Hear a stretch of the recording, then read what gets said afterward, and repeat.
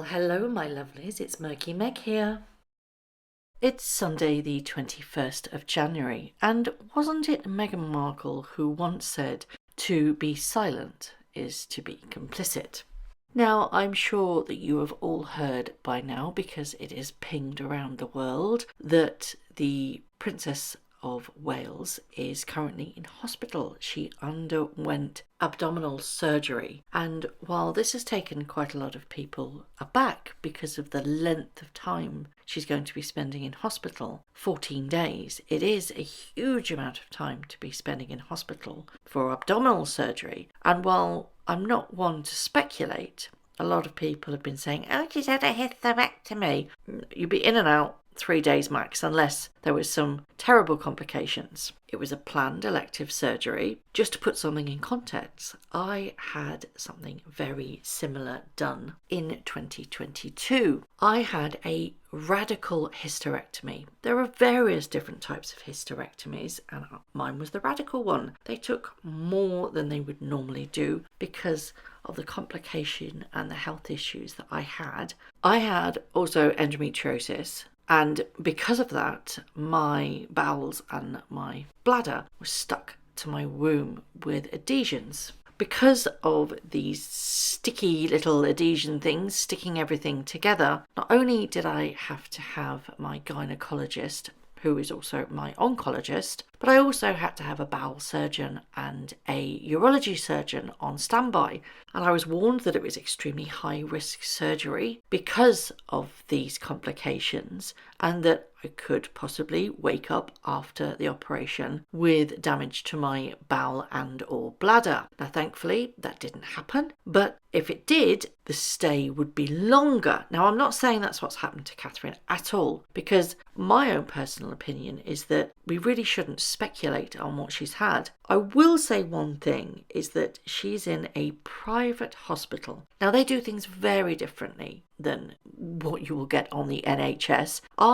After my very, very significant abdominal surgery, it wasn't done by keyhole. I was opened up. I was only in there for 3 days. I went in on the Wednesday morning, had the surgery on Wednesday midday, and I was out by Saturday. I had to prove that I could do the normal bodily functions correctly and that I could shower with a little bit of assistance. But as soon as I proved that, and my temperature had come down, and my oxygen levels, which were very, very low at the particular time for about 48 hours after the surgery, had come back, and my blood pressure was fine, they were like, "Oh, out you go, home you go, that's fine." But privately, they do things very, very differently. That's one of the reasons why you pay for what you do, because they make sure that you are 100% okay before your discharge. Obviously, the longer that you are in there, the more they get to charge you as well. So, while I think everybody being concerned with her well-being, and rightfully so, abdominal surgery is no easy thing to go through, especially when you're in the recuperation time of 14 days in hospital, and then it's also said that she's going to have 3 months off work. Again, I was offered those things as well on the NHS. With a hysterectomy, you normally take 3 to 6 months off. I don't think she's had a hysterectomy at all. And I'm not speculating on whether or not she's had. I'm just saying that's what I had myself. The speculation is always going to happen. And I think that's why they put out the statement that they did. They were very, very clear that all we were going to get is that she's had a planned abdominal surgery. So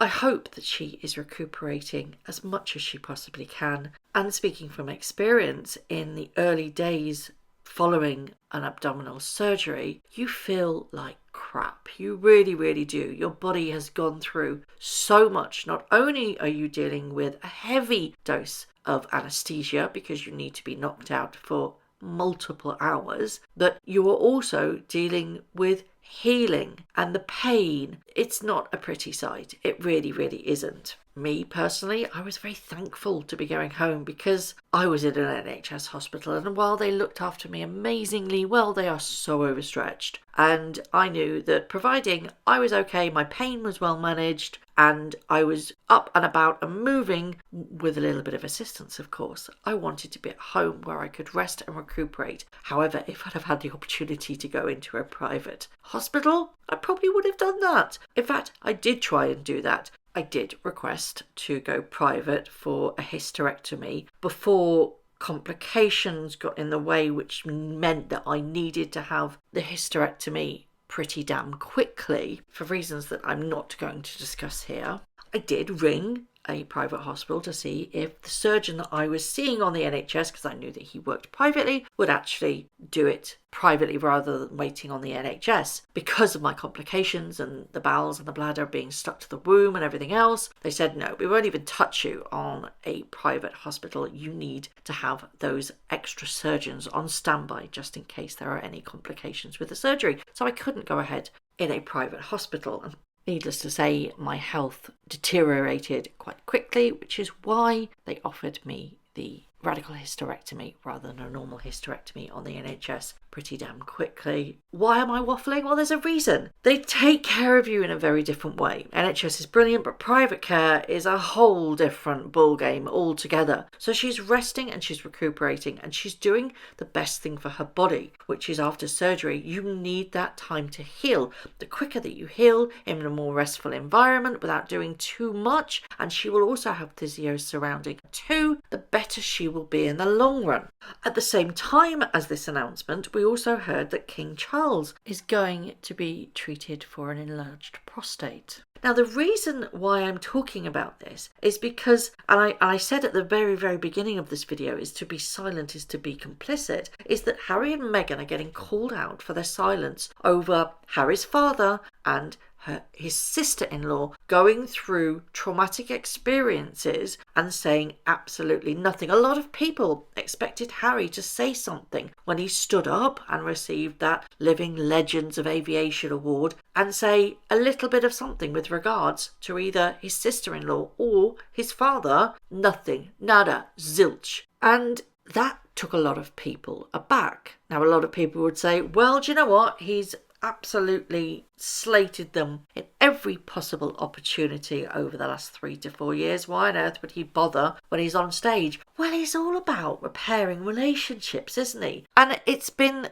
a topic of conversation over the past couple of months that Harry wants to forgive and forget. Well, that would be the perfect opportunity for an olive branch, but I'm forgetting. Harry doesn't do olive branches. It's the other way around with the royal family olive branching to him and then getting slapped, quite frankly, down. There are reports today after the big hoo-ha that everybody is now saying, and a lot of people are saying it on social media going, where's the announcement from Harry and Meghan? You know, where's the well wishes? And lo and behold, up pops a new article this morning that Harry and Meghan have lent their support to King Charles and the Princess of Wales following their respective health scares. The couple reportedly reached out as Kate spends her 6th day recovering from abdominal surgery at the London clinic, and King Charles prepares to undergo treatment for his enlarged prostate. A source, wink wink, nudge nudge, told the Mirror the King and the Princess of Wales have received support from Prince Harry and Meghan regarding their health. The Duke and Duchess contacted both parties in different ways to pass on their concern and best wishes. Now, isn't that interesting? In different ways. I suspect one was a phone call and one was a text.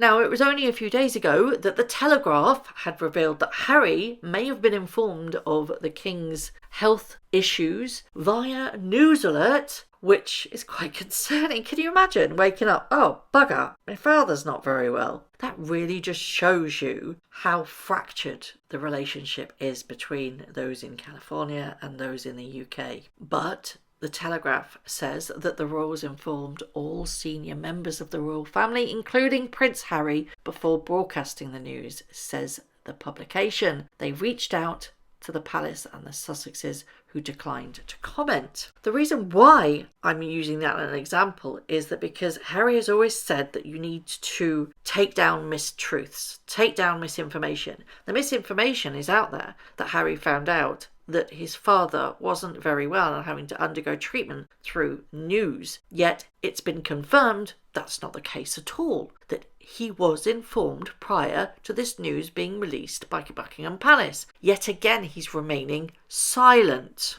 And over the last 48 hours, I've read so many articles blasting Harry and Meghan for their silence. And I'm going to play devil's advocate slightly and say, do you think it's right that he hasn't actually said anything publicly about this? Because they are very quick to put their side of the story out, aren't they? Which is why I suspect the Telegraph are running the fact that they did, in fact, send their condolences and their well wishes. And as for the speech at the Legends or Living Legends of Aviation, which is complete farce, to be completely honest. It really was an eye roll moment, and if you haven't already seen my video I've done on it, I popped a link up in the right hand corner. But if he had mentioned them, he's basically damned if he does and he's damned if he doesn't. And I'm not siding with Prince Harry here at all. I think he's an absolute piece of crap. I really, really do. But had he mentioned them, he'll be kind of, oh my God, he's bringing them up. Oh my God, he can't live. And I understand that. And I understand that every single opportunity he's clung on to the royal connection. But on this instance, I think it's right for him to shut up because he's done so much damage over the last 3 to 4 years to those royal family members that are in hospital or undergoing treatment, that I think anything else would just cause salt on the wounds. To come out publicly and say something would be hypocritical of him. But I do think that he's missed a golden opportunity. Just a little bit of a nod to his family would have been lovely, because without his family he wouldn't be in the position that he's in, quite frankly. He wouldn't be receiving that accolade, obviously that is a bloody joke, of an achievement award to be a living legend of aviation. It's an absolute mockery of award, it really, really is. He's been called out for not saying anything or publicly saying anything towards the Princess of Wales and his father, King Charles. But also, on the flip side, do you think that if he had have actually said anything, he would also be called out too for clinging to his connections to the royal family? Or do you honestly believe that he should have said something as a sweet nod and tribute? Because I am genuinely conflicted on how I feel about this, whether he should have said something or he shouldn't have said something. Obviously, the newspapers have been briefed and said, oh, well, we've actually sent our well wishes to them. So, I honestly don't know. It's very rare that I am conflicted. I'm normally very, very focused on what my personal opinion is. I'm going to end this video on one final thought. Remember when Prince Philip was in hospital? And we all knew that it was serious. We all knew that time was ticking. But what Harry and Meghan did was go on Oprah and absolutely cause havoc around the world about the allegations that they said on that TV programme. And all the time, Prince Philip was in hospital and he was dying. They have zero morals. And the only morals that they do have is when they are doing it for earning money. Another reasons why I think that they haven't publicly reached out is that they would have to use the correct titles. And that is something that Meghan Markle wouldn't do. It would rankle her to actually use the Princess of Wales correct title. And I don't think they ever had any intention, and I don't think they will ever have any intention of ever publicly endorsing the royal family and saying anything nice about them. Behind closed doors, maybe, but somebody has briefed the press on them contacting both the King and the Princess of Wales, and I am certain it wouldn't be from the royal family or their aides. This has come directly from the Sussex camp saying, see, we're good people, we're good people. And finally, I know that she'll never, ever watch my videos, but if you do, wow, I don't have that much of a bigger ego to think that she would ever grace watching me at all, the little lowest YouTuber. But I just wish the Princess of Wales the biggest wish of, I hope that you get better soon. I hope that you're healing. I hope that you're taking time to rest, relax, and give your body time to heal. We are patient. We will be here for when you come back, and we love you dearly. You are truly the most beautifulest of princesses, and you have a genuine heart of gold. And there lies the two polar opposites between them and us. The nation truly got behind both the King and the Princess of Wales and was shocked that this had been announced and this was happening, while the other two in Montecito, well, they're just a laughing stock really, aren't they? So I would love to know your thoughts on this. Do you think that it was right that Harry didn't say anything at the Legends of Living Aviation, whatever it's called, the Living Legends of Aviation Awards? Do you think that he was right to shut his mouth and not say anything? Why do you think it's been briefed that they have actually been in contact? Do you think that that's come from the Sussex camp, or do you think that has come from Buckingham Palace's camp? Personally, it's my own opinion that it wouldn't have come from the UK camp at all. It's trying to make out that they're good people and that they do care, when in fact, for the last 3 to 4 years, they've absolutely crapped all over the royal family and caused utter havoc. You reap what you sow, Harry and Meghan. You really do reap what you sow. So, as always, I would love to know your thoughts on this.